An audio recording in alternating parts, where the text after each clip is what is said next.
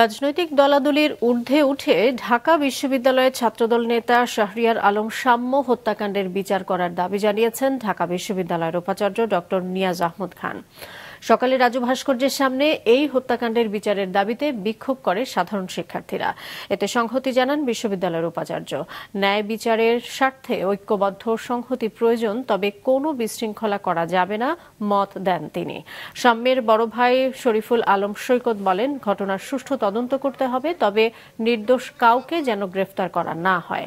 পরে রাজু ভাস্কর্য থেকে শিক্ষার্থী ও শিক্ষকেরা শাহবাগ থানায় যান মামলার অগ্রগতি জানতে। সে সময় থানার সামনে বিক্ষোভ করে শিক্ষার্থীরা। রমনা জোনের এডিসির সাথে শিক্ষক ও শিক্ষার্থী প্রতিনিধিরা ঘণ্টাখানেক আলোচনা করেন। সেখানে পুলিশ জানায়, গ্রেফতারকৃতদের রিমান্ড শেষে ঘটনার বিস্তারিত জানা যাবে বলে তাদের আশা। আমরা চাই যে এই বিষয়টি রাজনৈতিক দলাদলির ঊর্ধ্বে উঠে সবাইকে সাথে নিয়ে এই মর্মন্তুদ হত্যাকাণ্ডের বিচার দ্রুততম সময়ে করতে, এবং এই ব্যাপারে আমাদের তরফ থেকে যা করণীয় আমরা করব, আপনার তরফ থেকে যা করবেন সেটা আপনি করবেন, এবং সবাই মিলে আমরা পুলিশের সহযোগিতা চাই